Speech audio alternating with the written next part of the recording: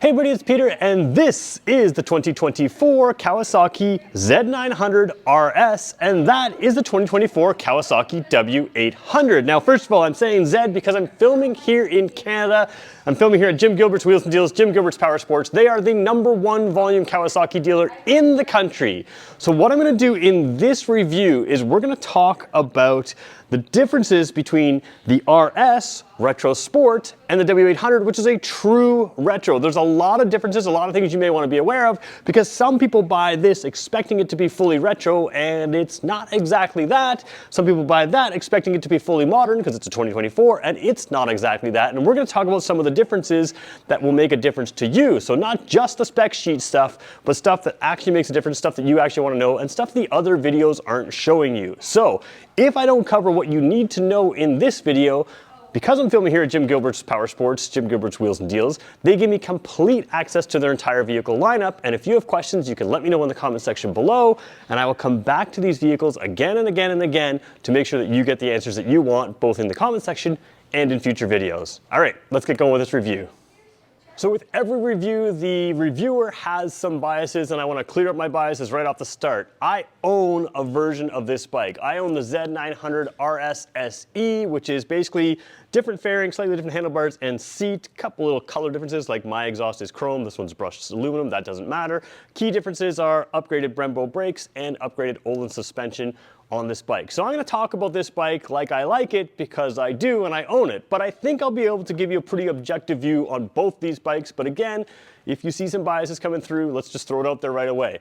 All right, so what we want to talk about is the differences between these two bikes. This bike is made exactly like they used to make them, or almost exactly like they used to make them back in the day. Now you could say 60s, 70s, 80s, whatever you want to do. There's some different things in here. There are a few modern components on this bike that do make a difference, but they don't really change the feel of this bike from what you have in original, both from the looks, from the engine performance, from all kinds of things. You really end up with a retro style bike, and it's the kind of bike that a lot of us fell in love with when we learned to motorcycle. It wasn't falling in love with the performance, it was purely falling in love with being on a motorcycle. This bike, although it looks retro and it's one of the best modern retro bikes out there, it really is a modern retro bike. It's got almost all of the components of the Z900, which is a completely modern sport bike. The difference with this one is they actually do tune it down a little bit from the Z900, so you have some things built in here. So it's not full out performance of Z900, but it's certainly gonna absolutely smoke this thing in any performance metric. So we're gonna talk about why they changed the tuning on this and why it's a little bit different. So let's start with looking at this bike, and we'll go through together with the in-depth comparison. So if you've seen my reviews before, you know I almost always start with the front tire, and I always say how the front tire, front wheel area, the whole general section out here, can really give you an idea of the manufacturer's intent for the bike. And this one is no exception to that. So first of all, you have a different size tire. It's 190/19. So 100 is the width of the tire. Almost every sport bike, almost every sort of road going type sport bike has a 120 tire instead of a 100, and almost every one has a 17-inch front wheel instead of a 19. So right off the bat, you've got a different size tire, you've got a completely different tread pattern here as well. And that sort of is more, that retro kind of thing. So the reason you would go to a 17-inch rim is it's going to give you a little bit more nimbleness. So right off the bat, this isn't going to be quite as nimble. So again, retro sport, more nimble. Retro, maybe a little bit less nimble. Then you have sort of the traditional right side up forks. You can sort of see at the very top of your screen, the rubber protectors here, retro looking. They still have some protectors here to keep those bugs and other things off, so you don't have fork seals go too early on you. But this is the old way that we used to sort of protect that kind of thing. One of the things that is not old on this bike is the braking. However, they didn't make it fully modern either. So what you have is a proper disc brake. The problem with these bikes when they were around in the 60s is you'd have bikes with more and more and more power, but they never really kept up with handling, and they never really kept up with braking. So you do have modern brakes here, but unlike the retro sport that you're going to see in a second, it's only a single disc, it's only on the one side, and there is a difference to the sort of drilled rotors here, so that venting of the rotors. This one does have ABS as well though, so what you end up with is appropriate braking for the motorcycle, as well as having that ABS brake, which is a really nice thing to have. So fully retro, but again, that extra sort of safety margin with ABS brakes. The other thing you're gonna see out front here is a true chrome fender here, and again, much larger fender, goes down further, covers more area. This is not a weight savings fender in any ways. It's the true original look, original feel. Some people say, oh, you have to polish this, and yeah, you do. It's a true chrome fender. You're gonna have to polish it up every now and then, and again, it gives you that feeling of the retro bike as well as the true sort of everything that a retro bike had, the look and the same construction. Now that construction matters. We're going to talk about that as we move further down on the bike, but let's just take a quick comparison to the Z900 RS Cafe. We'll look at its front wheel. So over here on this bike, right away you should see the difference. Instead of the spoked wheels, you've got the cast aluminum wheels. This is normally a lighter type wheel, and again, 17-inch. So the brakes probably look a little larger. I'm not sure that they are larger. They might be a little bit, I'll have to double check the specs, but they look larger in the wheel for sure because it's a 17-inch wheel and it's a 120 wide. Basically what this is every sport bike out there, almost everyone has the exact same size front tire, and that gives you really good tire options to make it whatever you want it to be. But right away, the profile of the tire, it comes around the side more, so you can really lean this bike over further. A lot of differences in that. So much more sporty performance here, much more sporty performance. And then we talk about brakes. Now, first of all, there's two of them. What you see on this side is also replicated on the other side. So you've got, essentially double the stopping power, but it's more than that because you have the radial mount here. So this, take the little piece of grass off there. This mounting here is what you see on super bikes right now. So of course, the bike that I have has the Brembo brakes on here. They're mounted the exact same way. This one has the regular Kawasaki ones. Both are very good. Slight difference in the feel of the Brembo brakes. I don't know if it's because the Brembo brake model, the SE model, has the braided brake lines, but other than the braided steel brake lines, basically everything here is fully up to date. This is plastic, still looks great. You can see it's not as big, some weight savings in there as well. So you have less unsprung weight here in the front wheel, and part of that is done by the suspension. So remember, the suspension on the other one had the rubber pads that was up here, or the rubber covers there, the boots basically. This one here is a more modern cover. It's done by Aerodynamics here. They have a little bit of wind deflector here to keep the bugs and everything else out there, so your fork seals stay good. But you've got upside down forks here, or inverted forks, whatever you want to call them. And what that does is less unsprung weight. It also gives you some adjustability in the front suspension. Now, a lot of people, maybe they won't adjust the suspension at all, but if you want to adjust it because you're heading to a racetrack, stiffen things up, you can. If you want to adjust it because of just your rider weight, you can. If you want to adjust it every day based on the roads you're riding, you have that option as well. So a lot more focus on sport, and you can see all of that here on the front wheel. So moving back to the W800, you see this true retro style here. Now this isn't called a parallel twin, it's called a vertical twin in Kawasaki's lineup. And I think they do that to differentiate it from their other parallel twins, which are a lot more compact together. There's some space in between here, so I can get my fingers kind of in between each cylinder head. So it's a twin cylinder, but it is air cooled, and there is some spacing here. You can see a lot of spacing in the engine. So a lot of modern bikes, they squish everything together, they put all the weight forward and low and try to keep that center of gravity low. This bike, it has a different center of gravity than the other bikes, and you can feel that when you sit across it. We're going to sit across it a little bit later in a second. It is fuel injected now, so it's not carburetor or anything else, but you'll also notice the pipes come out and they go straight back to the exhaust, and there's no big can underneath, which is the catalytic converter that you'll see on other bikes. So a lot more of a retro feel, and then you have the bevel drive camshafts here. So again, this is not the lightest weight thing, this is not the most modern thing, this is giving you a true look and true feel of the older style motorcycles, but in a modern 2024 bike. So a lot different performance here. We'll talk about that in a second here, but let's go over to the Z900 RS. So again, the 900 is actually a 950. It's a 4-cylinder. This is an 800 2-cylinder. So you would expect performance difference just from that, but let's talk about the Z900 RS as well. So taking a look at the Z900 RS, like I said, this is actually a 948cc engine. So this is actually a bigger engine than it's listed as far as the cc's on the side as far as the naming. And the W800 is actually a little bit less than 800. So a few differences there, but you have a 4-cylinder here. First thing you're gonna notice is there is a couple little spots you can see through there, but not many. Everything again is forward, tightly compacted.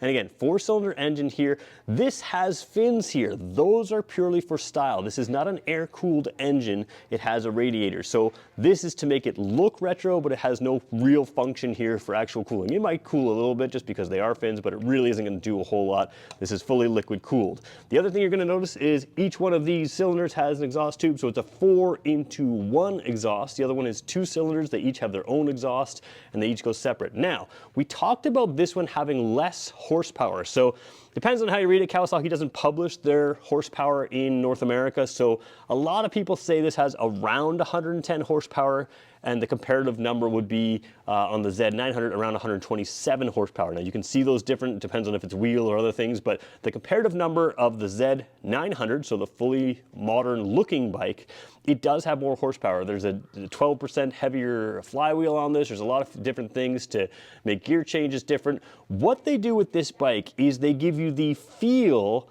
of a modern bike, but they basically gear this thing for feeling rather than all out performance. And I would argue that they do a really good job to give you a high performing bike. No matter what speed, no matter what you're doing, you've got great performance. So the torque on this engine is actually 1,000 RPM less than on the Z900, the fully modern bike. And basically what that means is you have power everywhere, and both these bikes have sound-tuned exhausts. Now this one does have a catalytic converter. It's kind of hidden down here, so it's got a big piece down there. You could, modify this and get a little bit more power out again, but this one is going to give you a high performance, modern performing bike, and it's going to give you all the feel that you want. The other one is going to be that traditional, less performance oriented, but traditional feel. Both these bikes have sound-tuned exhaust. This one is tuned for a nice, great performance sound. The other one is tuned for that traditional sound. So I'm gonna sit across both of these bikes just right now, but one thing to point out is although this is the more sporty position of the Z900 RS, it's still a fairly upright bike. You'll see that in a second here. This bike, it's worth pointing out that they used to have this in a cafe model as well. I've reviewed it on this channel. It was a 2019 model, and it has sort of the similar fairing as this one on the front, but in that bike, you are way leaned over like a modern sport bike. So there is a difference if you go cafe model to cafe model. But this bike as it sits and that bike as it sits, although that is a little bit more leaned over, both of these bikes are designed with comfort in mind, and you're gonna see that. So we're gonna talk about that as we jump in. Now, when you sit across this bike, the first thing you notice is it does feel a little bit heavy, but certainly very manageable. You can see my feet are easily flat on the ground. I'm about 6 feet tall, proportional 6-footer. So again, very easy to manage. Now I say a little bit heavy because from a performance perspective, this is an 800cc bike, but it really has 650cc's that can compete with it very well. And the 650cc bikes are lighter and they have a lower center of gravity. So you're gonna notice that. Is it unmanageable? Not at all, especially with that lower seat height. But you're very upright and comfortable. You can see a very comfortable seat here, nice and plush seat. And again, the suspension, you can sort of see when I balance there, is a softer suspension than a modern sport bike. So first thing you feel here is everything feels retro, from the grips to the look. We're gonna take a look at the dash a little bit later, even the brake pedals, we'll take a look at some of that stuff.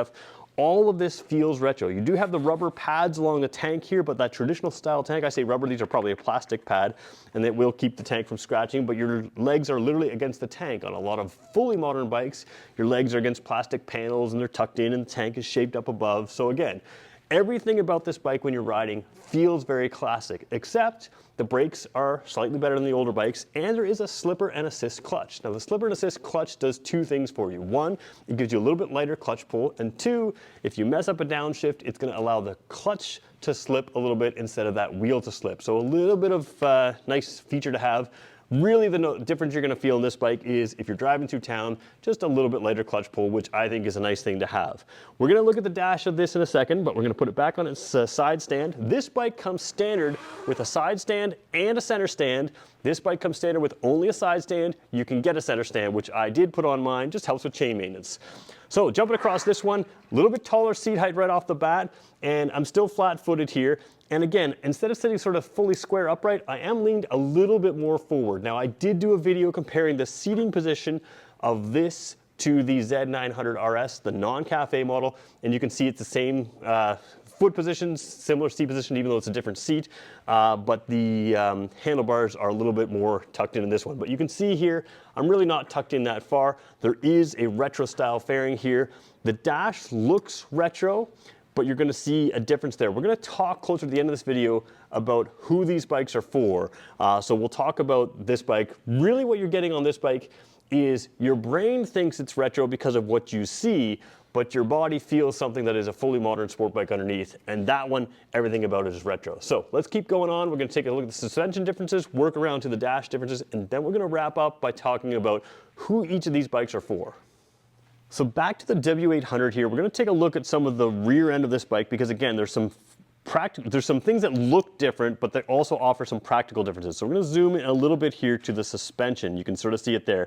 Now this is a twin suspension. So the same thing you see on this side here is replicated on the other side. What that means is it's tuned a little bit different and really you can't do a whole lot with it for adjustability. So it gives you the traditional look. A lot of people complain that the Z900 RS doesn't have this sort of style because they feel like that would make it look more retro. But remember, the purpose of the Z900 RS is to have a retro look to it, but a fully modern feel. And this doesn't allow for a fully modern feel. We're gonna talk about that in a second. The other thing is you have 18-inch rims here. So again, there's a 19-inch on the front and 18-inch on the rear, both of which are gonna be bigger than the 17s on a traditional bike that we'll show you in a second here.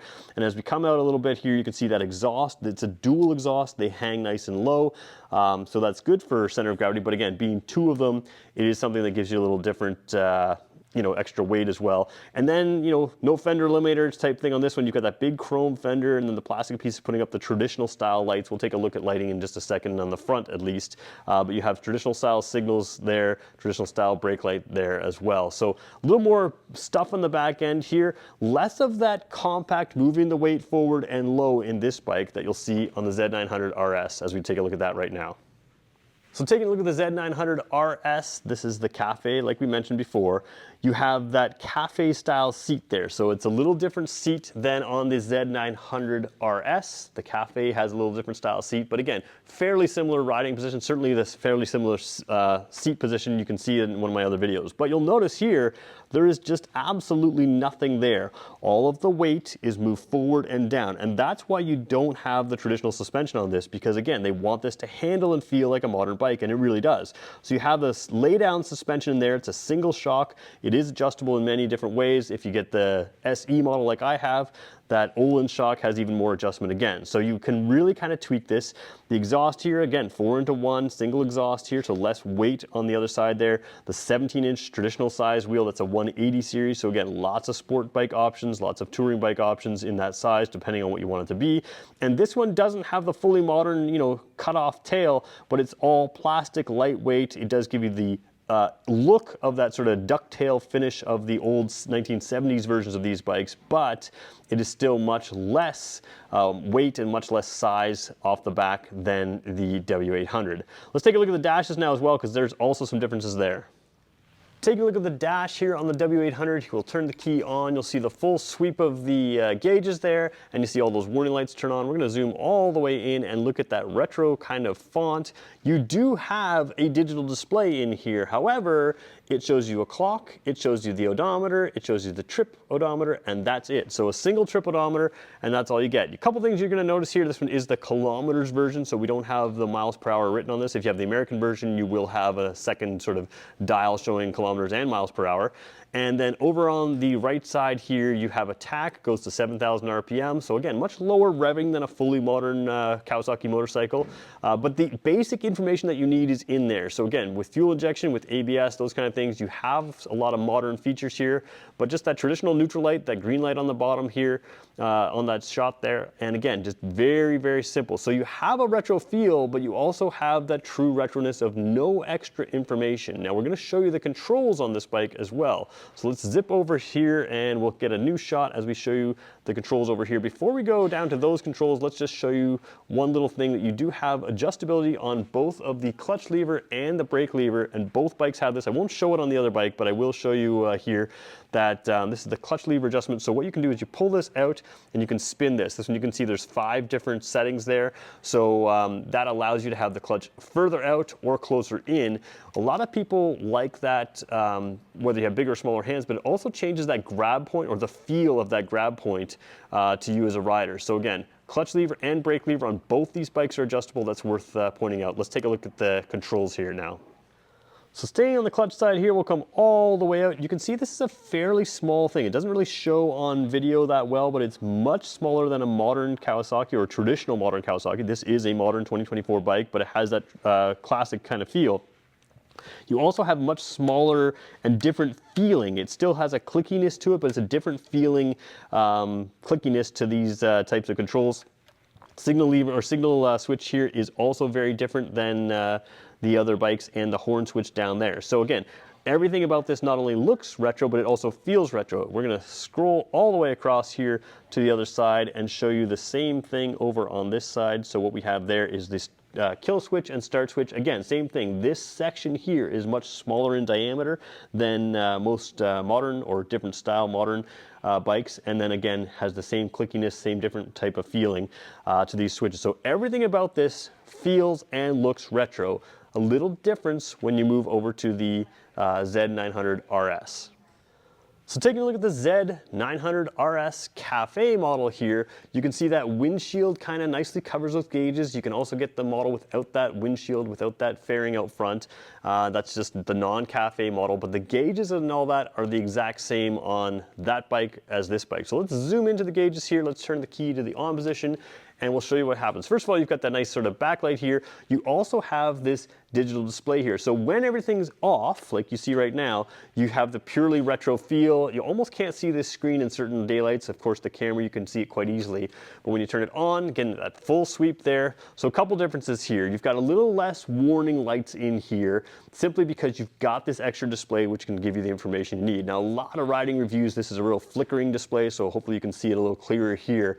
10,000 RPM red line, a little different font here, but it's sort of that classic look. So again, your eyes tell you that this is a classic bike, but your seat of the pants feel, you know this is not. And that's one of the key differences here. So when we look at this display here, let's just sort of take a look at the odometer down there. We can select through that.